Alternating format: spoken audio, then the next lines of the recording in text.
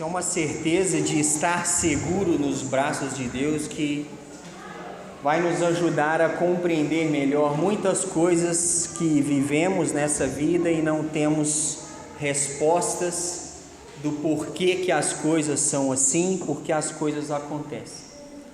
E nos ajudam a passar pelo vale da sombra da morte, não temendo mal nenhum, que teremos certeza que Ele estará e está conosco. São certezas que precisamos ter. E hoje queremos fazer uma reflexão, tentar compreender, pelo menos que seja uma pequena porcentagem, do porquê que Deus permite o sofrimento. Por quê? Nós vemos muitas notícias, vemos aquelas guerras no Oriente Médio, na Síria, crianças sendo ali assoladas e sofrendo coisas que elas não têm nada com isso, elas não procuraram aquilo, elas não buscaram aquilo, estão sofrendo pela mão de outras pessoas, crianças que sofrem por várias questões. E aí muitos se perguntam, quando nós vemos tragédias, mortes de inocentes, sofrimentos, por que Deus permite isso?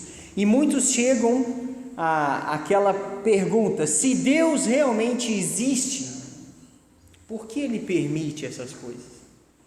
Essa ideia, essa concepção é que faz muitas vezes alimentar o ateísmo e o agnosticismo de muitos.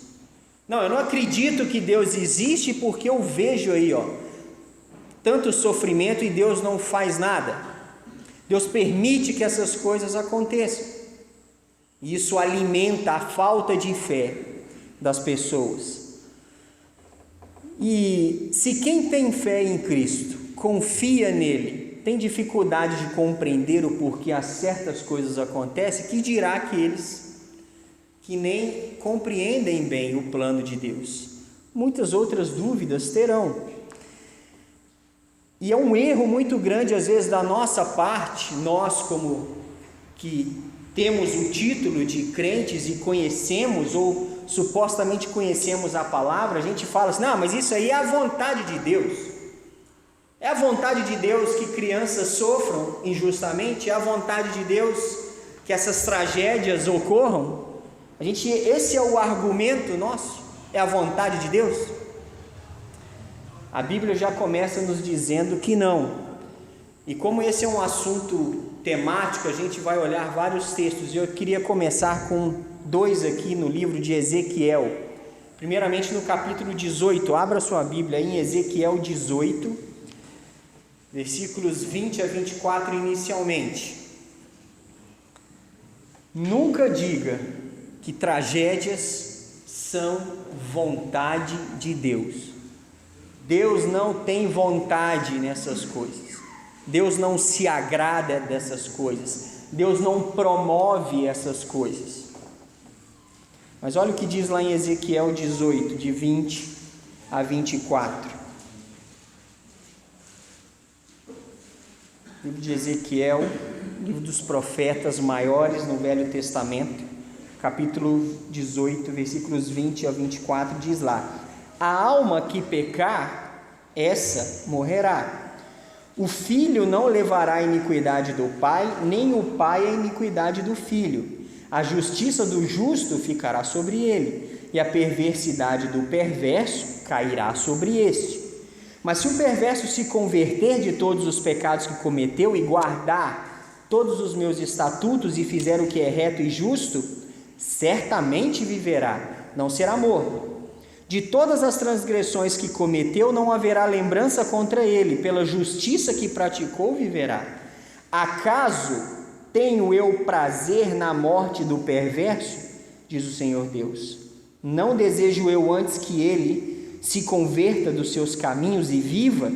Mas desviando-se o justo da sua justiça e cometendo iniquidade, fazendo segundo todas as abominações que faz o perverso, acaso viverá? De todos os atos de justiça que tiver praticado, não se fará memória, na sua transgressão com que transgrediu e no seu pecado que cometeu, neles morrerá. Deus não tem prazer na morte do perverso. Se Deus não tem prazer na morte do perverso, Deus teria prazer na morte do justo? Claro que não. Não é a vontade de Deus que essas coisas terríveis aconteçam, que inocentes sofram, que crianças sofram. Deus não tem prazer nessas coisas. Então, tem alguns conceitos que nos ajudam a entender o porquê as coisas acontecem. Não vamos entender tudo, não vamos compreender todas as coisas, mas existem algumas coisas que nos auxiliam, nos ajudam a ter um entendimento. O que é óbvio, que eu quero deixar bem claro, como eu já falei, não é a vontade de Deus. Não é. Nós vamos entender o porquê que algumas dessas coisas acontecem, mesmo não sendo a vontade de Deus. A primeira questão que a gente deve mencionar, lembrar aqui, que para entender o porquê Deus permite o sofrimento. Primeira coisa é a realidade do livre-arbítrio. A realidade do livre-arbítrio. O livre-arbítrio é algo que nós levamos no nome da nossa denominação. Somos batista livre por quê? Porque aqui é livre para fazer tudo que bem entende? Não. Livre do livre-arbítrio, da livre escolha. E vamos ver lá em Deuteronômio, capítulo 30, um dos livros do Pentateuco, da lei, depois de Êxodo, depois de Levítico, lá no início, Deuteronômio, capítulo 30, Números, depois de Números, Deuteronômio. Deuteronômio, capítulo 30, algo interessante que é dito aqui dos versículos 15 a 19. Deuteronômio 30, de 15 a 19.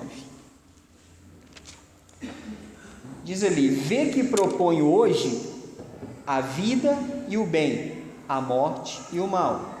Se guardares o mandamento que hoje te ordeno, que ames o Senhor teu Deus, andes nos seus caminhos, guardes os seus mandamentos e os seus estatutos e os seus juízos, então viverás e te multiplicarás, e o Senhor teu Deus te abençoará na terra a qual passas para possuí-la.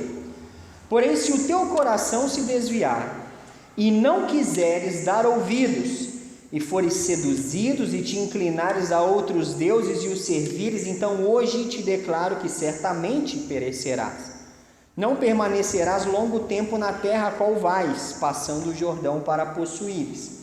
Os céus e a terra tomo hoje por testemunhas contra ti, que te propus a vida e a morte, a bênção e a maldição.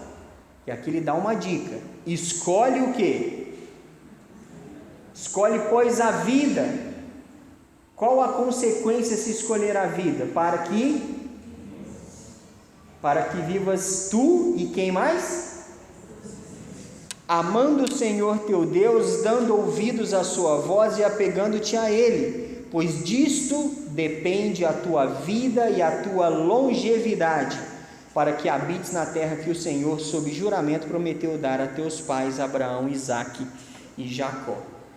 Então, esse texto aqui, ele é um breve resumo do assunto sobre o livre-arbítrio, a liberdade de escolha. Deus é soberano, amém?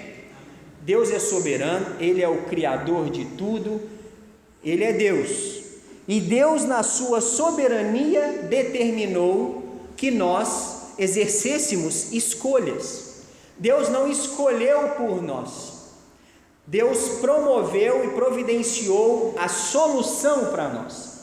Agora Ele deixou a nossa escolha, na sua soberania, se vamos usufruir dos seus benefícios ou não. E Ele coloca aqui que Ele propõe, Ele deixa claro a vida e a morte, a bênção e a maldição. Ele fala os benefícios de se escolher a vida, para que vivas tu e a tua descendência. Uma escolha correta vai trazer bênção para si e para aqueles que estão ao seu redor. Como ele coloca aqui, para que vivas tu e a tua descendência. Por mais que nós lemos lá em Ezequiel que o pai vai levar a iniquidade do filho, vai ou não vai? Não. O pai não leva a iniquidade do filho, o filho não leva a iniquidade do pai. Mas erros que os pais cometem, os filhos acabam sendo resvalados pelas consequências. E isso é o que ele está colocando. Deus propõe a vida. E a realidade do livre-arbítrio é uma questão que envolve você e envolve aqueles que estão sob você ou ao redor de você.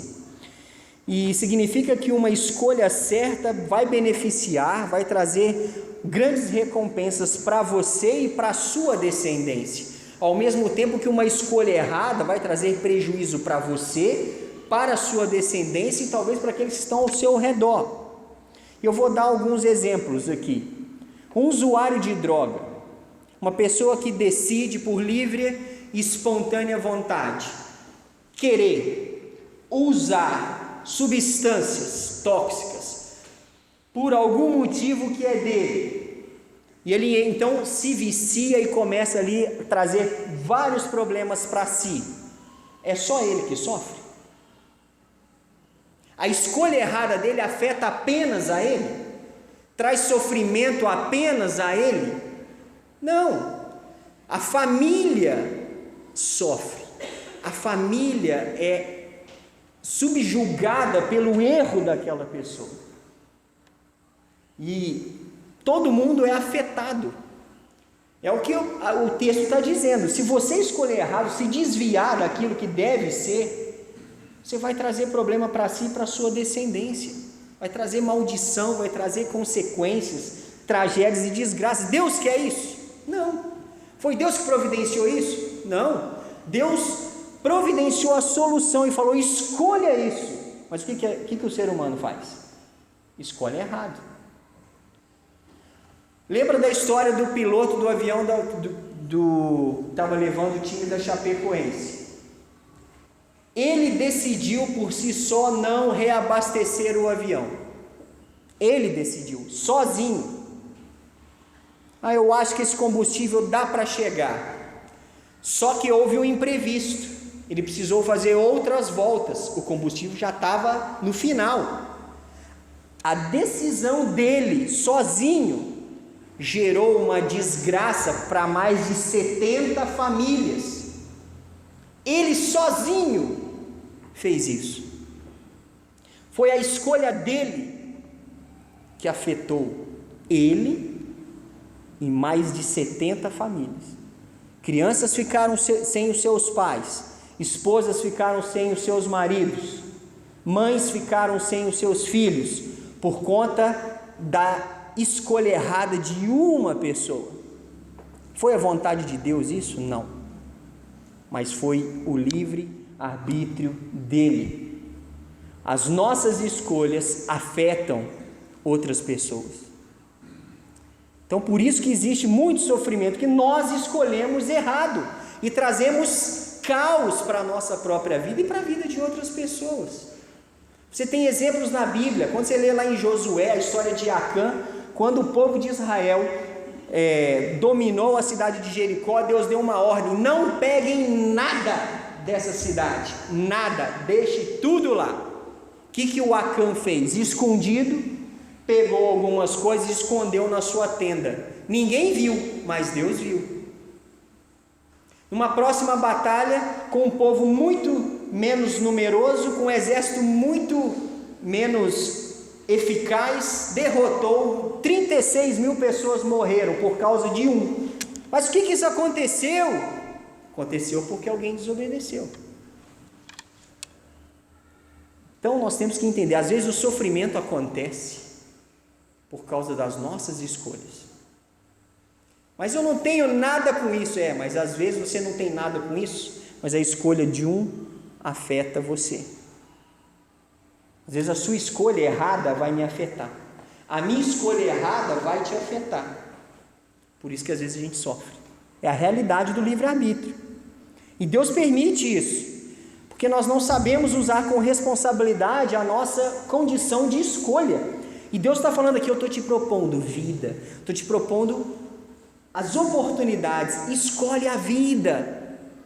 Escolha a vida, faça a escolha correta que vai beneficiar você e a tua descendência, como ele fala aqui para o povo de Israel, a tua longevidade depende dessas escolhas corretas.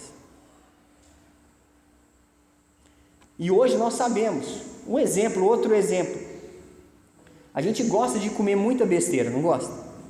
Somos invadidos com produtos industrializados e tudo mais, e a gente vai como se não houvesse amanhã.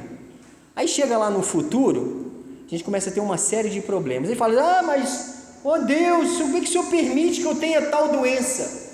É como se ele te lembrasse assim: meu filho, você lembra essa quantidade de besteira que você comeu por 30 anos? Nós vamos reclamar do quê? Quem que caçou o problema? Foi a gente, por escolhas erradas. Então nós sofremos muitas vezes, não estou dizendo que é 100% das vezes, porque muitas pessoas escolhem errado e essas escolhas nos afetam. Da mesma forma que nossas escolhas erradas afetam outras pessoas, e o sofrimento muitas vezes decorrente de escolhas erradas, ou nossas ou dos outros. Mas tem uma segunda questão. Além das escolhas, como nós temos dito, e tem outra coisa muito importante aqui, que é que escolhas ruins vão gerar consequências. Parece que é a mesma coisa, mas tem um princípio importante em Gênesis que a gente quer refletir sobre a história da queda do homem. Quando houve a tentação ali para que Eva desobedecesse a Deus. Vamos lá para Gênesis, capítulo 2. Esse é um texto que muita gente quer, às vezes, até bater boca com Deus. Você vai entender o porquê disso. Gênesis 2, capítulo 2, versículo 9, diz lá: do solo fez o Senhor Deus brotar toda sorte de árvores agradáveis à vista e boas para alimento. E também a árvore da vida no meio do jardim, e a árvore do conhecimento do bem e do mal. Então, vamos dar um ponto aqui. Deus criou todas as árvores daquele jardim, não criou? Todas, inclusive a da vida que estava no meio do jardim, e a árvore do conhecimento do bem e do mal. Deus colocou as árvores lá. Deus podia colocar, não podia? Ele não é soberano, o jardim não é dele? Ele põe quantas árvores ele quiser, do jeito que ele quiser, e ponto final. Temos que argumentar que, por que Deus pôs? Não interessa, quando Deus colocou, Ele é Deus. Quem sou eu para argumentar? Versículos 15 a 17 diz: tomou, pois, o Senhor Deus ao homem e colocou no jardim do Éden, para o cultivar e o guardar. E o Senhor Deus lhe deu esta ordem: de toda a árvore do jardim comerás livremente, mas da árvore do conhecimento do bem e do mal não comerás, porque no dia em que dela comerdes, o que vai acontecer? Certamente morrerás. Deus deu uma ordem simples. Você tem aqui 180 árvores, sei lá quantas tinha, mas por exemplo, vamos supor que tinha mais de 100. Só uma que você não coma do fruto, porque o dia que você comer desse fruto, certamente você morre. Essa é a ordem. Coisa simples. Ah, pastor, era maçã? Não sei. Se era maçã, se era, sei lá, qual fruta em si não é o caso, né? Maçã é a fruta do pecado. Não tem nada disso. Era um fruto, independente qual. Então Deus criou o jardim, colocou lá o homem e a árvore do bem e do mal. E Ele falou: não coma do fruto dessa árvore. Ponto. Se comer, certamente morre. Ok. Vamos para o capítulo 3. Mas a serpente, versículo 1, mais sagaz que todos os animais selváticos que o Senhor Deus tinha feito, disse à mulher: é assim que Deus disse: não comereis de toda a árvore do jardim? Vamos parar aqui. Então a serpente, sagaz, Satanás ali nessa questão, tenta ali engambelar Eva. Deus não falou que não pode comer de toda a árvore do jardim? O que Eva responde?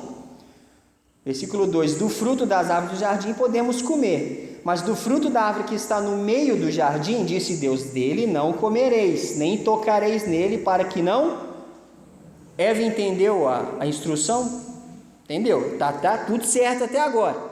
Ela entendeu tudo, tá tudo bem, né? Convicção, tudo bem entendido. Mas vamos ver aqui o que acontece. Versículo 4: mas a serpente disse à mulher: é certo que... Começa primeira cilada. Não, você não vai morrer não. Não é assim. Porque Deus sabe, olha aqui a cilada que foi armada para eles. Porque Deus sabe que no dia em que dele comerdes, se vos abrirão os olhos, e como Deus sereis conhecedores do bem e do mal. Então, olha que interessante, comer a fruta resultaria em conhecer o bem ou conhecer o mal e as suas consequências. Mas se ela comesse da fruta, ela seria como Deus? Não. Olha a cilada aí. Você não vai morrer. O que Deus não quer é que você seja igual ele, conhecedor do bem e do mal. Só que é o seguinte... Eles conheciam o bem, não conheciam? Eles viviam no jardim do Éden, na perfeição, onde não existia mal, não existia pecado ainda. Eles conheciam todo o bem, mas não conheciam o mal. E ali fala assim, a serpente fala, não, se você comer desse fruto, você será como Deus. Você vai conhecer o bem e o mal como Deus conhece. Só que tem um detalhe que Satanás não explicou para Eva. Deus é afetado pelo mal? Deus é Deus, nada afeta Deus. O ser humano é afetado pelo mal? Tem como eu, como ser humano, conhecer o mal da forma como Deus conhece, a ponto que o mal não me afete? Não tem como, é impossível, porque eu sou um ser humano, o mal me afeta. Eu tenho como conhecer o mal da sua pior forma, como vítima do mal. Deus conhece o mal não como vítima. Deus vê o mal ocorrer, mas ele não é afetado de maneira alguma. Nós conhecemos o mal sendo afetados diretamente pelo mal. E Eva caiu na cilada. Ser como Deus ou conhecer o bem e o mal como Deus conhece? Não, você não vai conhecer o mal como Deus conhece. Deus sabe como o mal funciona, mas Deus não é afetado pelo mal. Eu sou, você é. E o mal, as escolhas ruins geram consequências. Então houve aqui esse mau entendimento. Eva achou que teria o conhecimento igual de Deus, que ela seria como Deus. E todo esse conhecimento, inclusive do bem e do mal, da forma como Deus conhece. E quando ela experimenta aquele fruto, quando ela então decide conhecer o mal, ela viu que o mal que ela conheceu não era da mesma forma como Deus conhecia. Ela foi vítima, ela e Adão se tornaram vítimas do mal, vítimas das consequências das suas escolhas erradas. E passou ali a sofrer uma série de coisas, porque ao comer esse fruto, ela não conheceu o mal como Deus, de longe, ela conheceu o mal na sua pior forma. Então é uma cilada aqui que Satanás envolveu Eva e Adão, que eles não prestaram atenção. Eles tinham a informação correta, eles sabiam o que era para fazer, mas rejeitaram.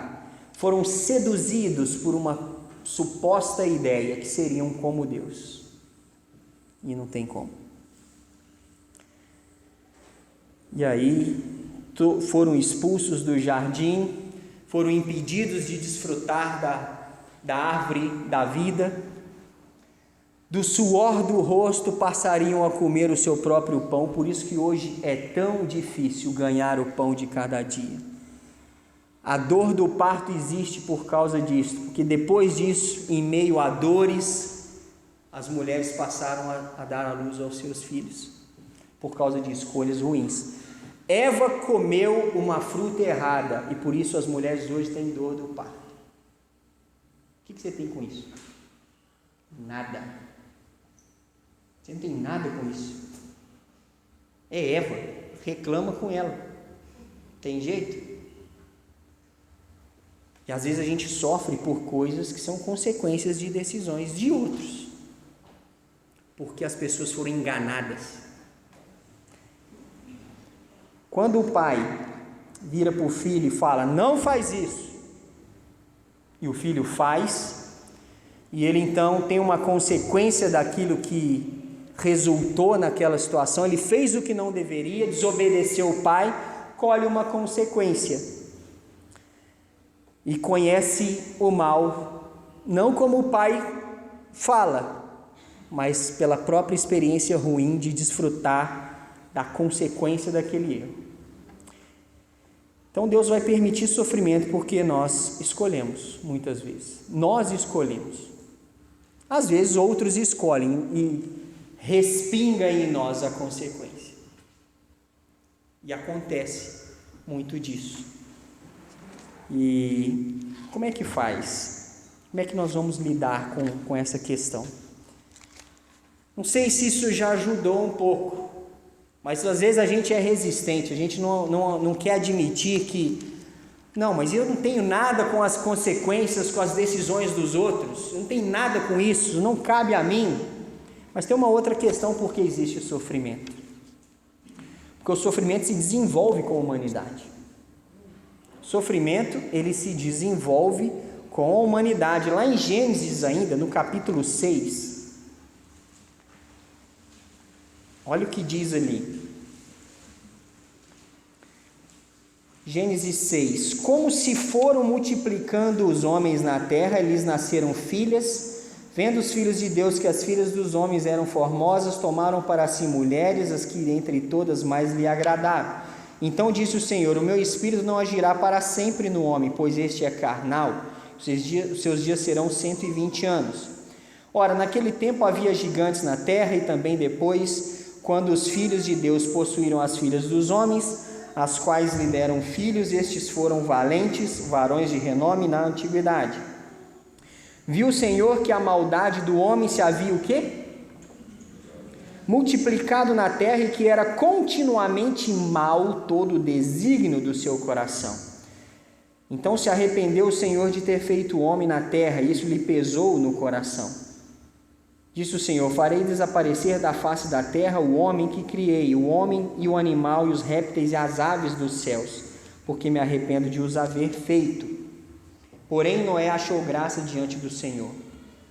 Então olha que interessante, a maldade se multiplica, o sofrimento se desenvolve com a humanidade, é uma geração em cadeia, como o pecado que entrou no mundo por um homem e foi se multiplicando, erros foram sendo multiplicados. Então o mau uso do livre-arbítrio e a escolha em conhecer o mal gerou raízes, e gerou um fruto que foi a proliferação da maldade, e junto com a maldade anda sempre o sofrimento. Não tem como desvencilhar a maldade do sofrimento. Então essa escolha em conhecer o mal gerou herança na descendência, pois a maldade era aprendida de pai para filho e se tornou normal, a ponto que Deus quis exterminar toda a humanidade. E ele fala que se arrependeu de ter feito o homem, ou seja, ele não agiria com o homem da mesma maneira que estava agindo. Nós já falamos um tempo atrás sobre o arrependimento de Deus. Não é que Deus viu que deu errado e quis desfazer, mas Deus passou a agir de forma diferente com o homem.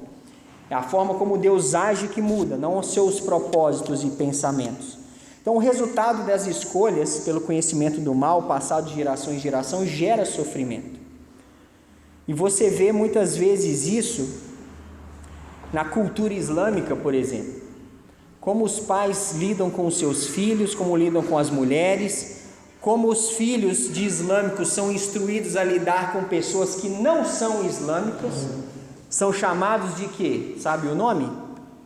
Infiéis. Ah, não é islâmico? Você é um infiel, você não merece nem estar vivo. Existe no Alcorão instruções para que uma vez na vida todo muçulmano deve ir a Meca, fazer uma peregrinação a Meca e aniquilar um infiel. Isso é passado de pai para filho. Por isso que tem tanta gente hoje disposta a explodir ela e outros que não tem nada com isso, e geram sofrimento, porque a maldade e o sofrimento se desenvolve com a humanidade. E outra coisa interessante, tão terrível, que lá no livro de Juízes, capítulo 21, olha a que ponto chegou o povo de Israel em determinado momento. Juízes capítulo 21. Esse versículo é meio que um retrato de como está a nossa sociedade hoje em dia. Juízes 21, 25.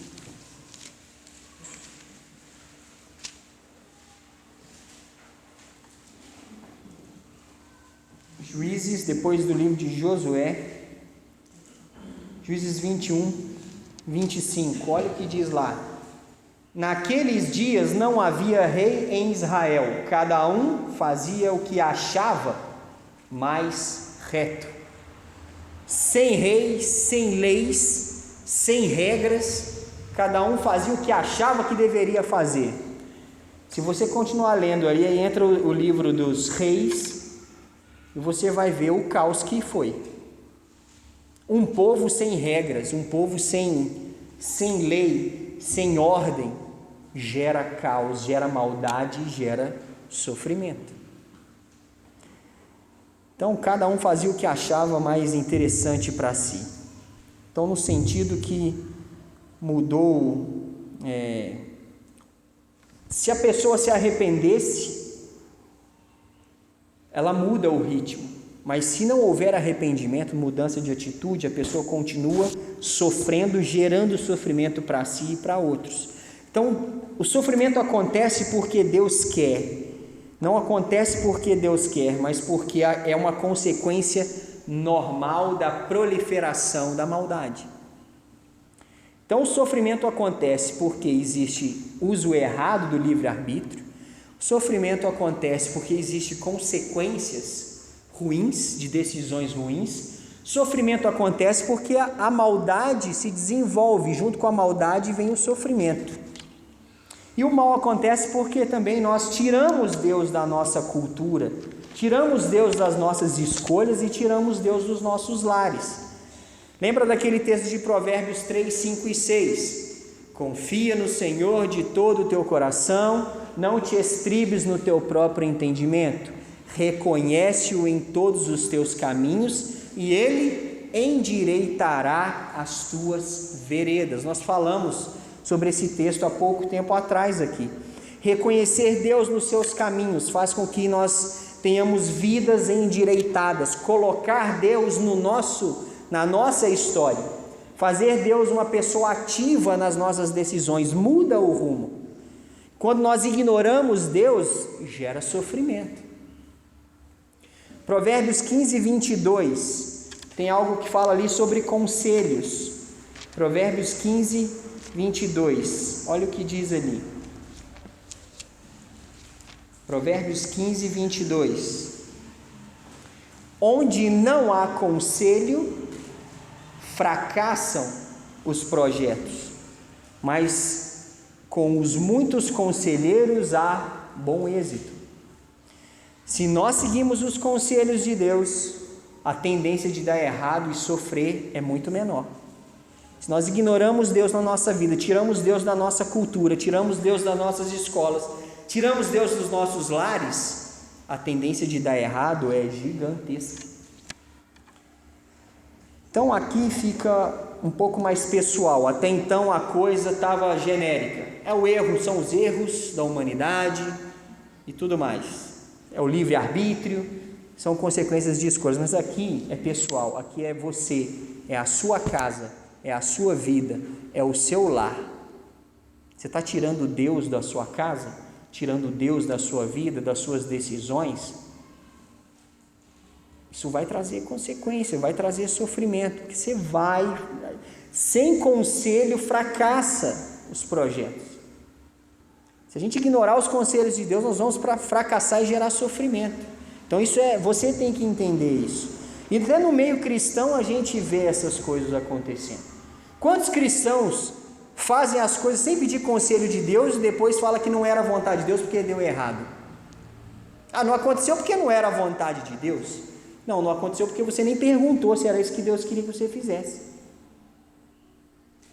Então hoje em dia existe uma preocupação que o Estado seja laico. O Estado é laico. O Estado não tem que se envolver em questões de fé, mas o povo tem que tomar a sua posição. O povo, o Estado é o Estado, mas o povo é o povo, é uma questão individual. E tanto que hoje isso é uma preocupação muito grande. O pastor Daniel, que muitos conhecem, que ele até vai estar conosco aqui no mês de novembro, ele dá aula de filosofia em algumas escolas lá em Brasília. Ele perdeu o emprego numa das escolas porque um pai de aluno achou que ele estava doutrinando o seu filho, porque ele estava falando sobre filosofia. Inevitavelmente, ele dá exemplos sobre a filosofia de vida dele, que é a filosofia bíblica, cristã. E o pai entendeu que aquilo era uma forma de doutrinação, sendo que não era isso que ele estava fazendo. E aí ele perdeu o emprego por causa disso. Não sei se vocês já viram o filme Deus Não Está Morto, tem o 1 e o 2. O 2 trata sobre pessoas que sofrem perseguição no seu âmbito de trabalho por causa da sua fé. É um filme interessante para você assistir. Então as pessoas estão querendo tirar Deus de tudo e depois reclamam que está dando tudo errado. Não tem mais princípio, cada um faz o que acha mais importante, mais interessante. A falta de conselho gera caos, gera sofrimento. E cuidado com os conselhos também, que às vezes até seguindo o conselho, se não for um conselho baseado, correto na palavra, no princípio de Deus, vai gerar também caos, sofrimento. E em último lugar, por que Deus permite sofrimento? Para manifestar a sua glória. Lá em João capítulo 9,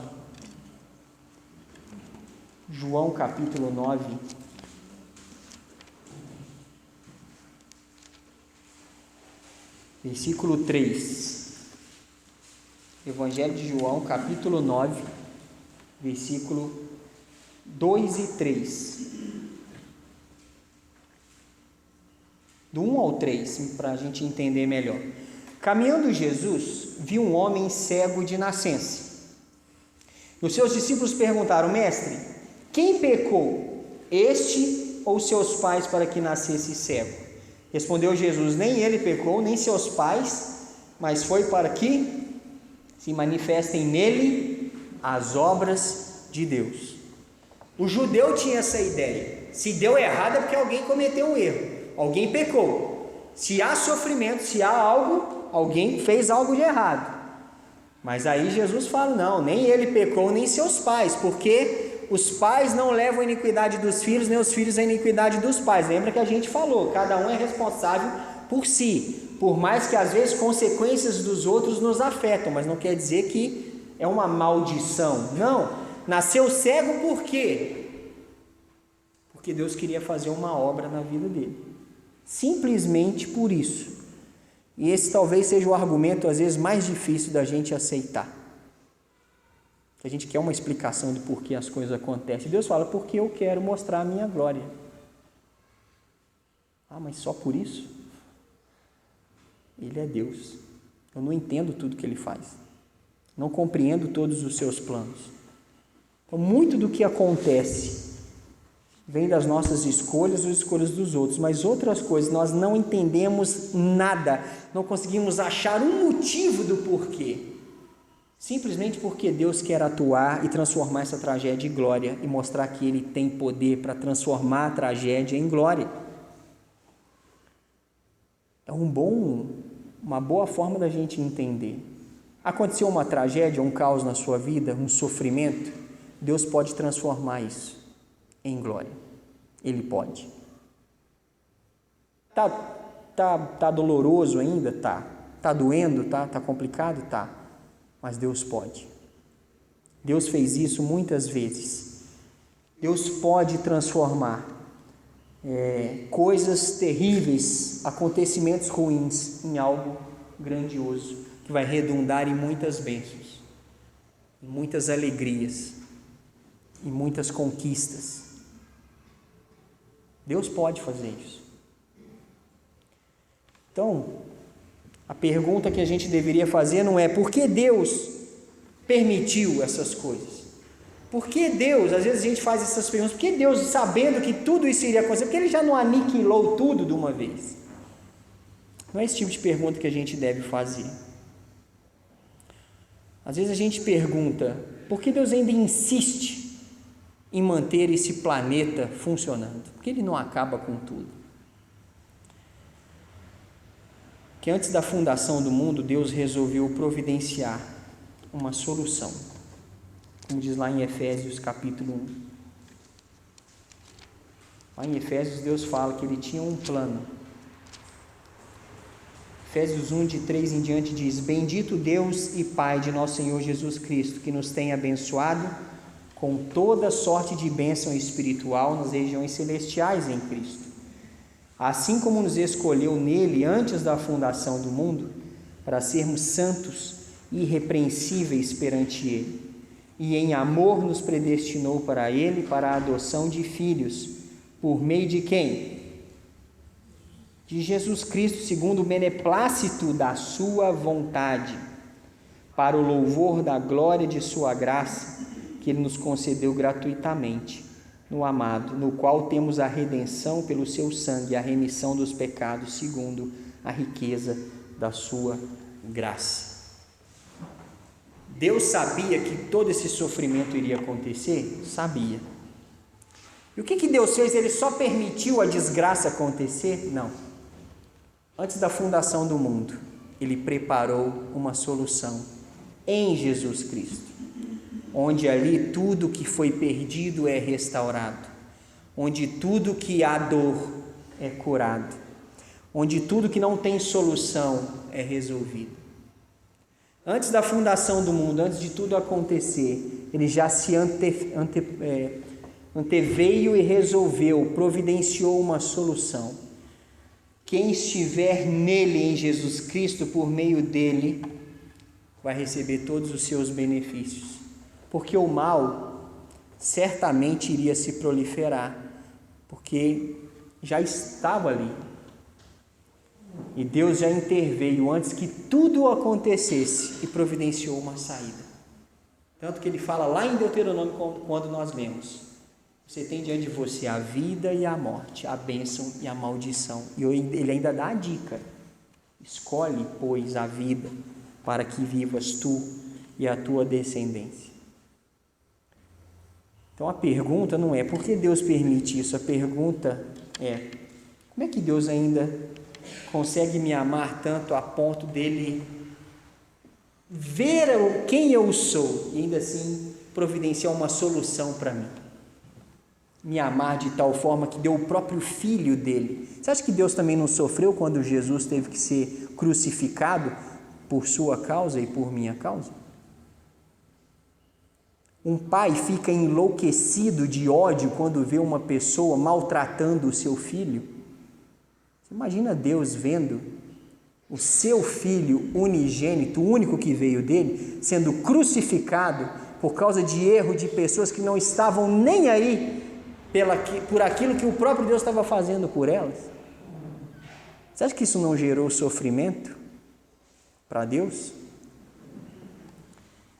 E Deus fala lá em Romanos 8: todas as coisas cooperam para o bem daqueles que me amam. O que nós entendemos disso? Que não são as coisas que cooperam, mas Deus coopera conosco em todas as coisas. E lembre-se também, como nós temos repetido isso aqui várias vezes, João 16:33. No mundo passais por aflições. O próprio Jesus disse isso. Mas tende bom ânimo. Jesus diz: eu venci o mundo. E quem está nele também desfruta da mesma conquista. Então não adianta hoje a gente ficar se perguntando por que tem esse sofrimento. A pergunta é: por que eu ainda não desfruto da solução de Deus para o meu sofrimento? Por que eu ainda não desfruto disso?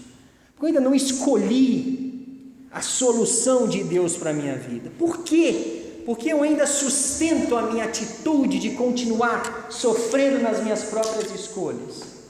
Por que eu não me entrego ao Deus Todo-Poderoso, que entregou o próprio Filho dele por minha causa, para me providenciar essa solução? Por quê? Porque eu ainda não aprendi as lições que Deus quer me ensinar.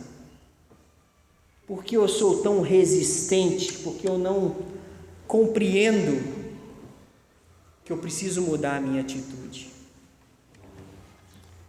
Se Jesus disse que no mundo teríamos aflições, eu tenho que ficar perdendo meu tempo perguntando por que existe sofrimento? Não, tem que perguntar por que eu ainda não criei o suficiente, porque eu não dependi o suficiente dele para ter o bom ânimo e vencer as dificuldades, vencer as batalhas do dia a dia, levantar a cabeça, seguir em frente, ao invés de ficar apenas questionando por que as coisas aconteceram. Sendo que muitas das coisas que aconteceram é culpa minha própria, das minhas próprias decisões erradas. E por decisões de outros. Ou porque, não sei. A questão é que temos diante de nós decisões. A escolha da vida, de permitir Deus atuar em nós, ou a gente continuar batendo cabeça por aí.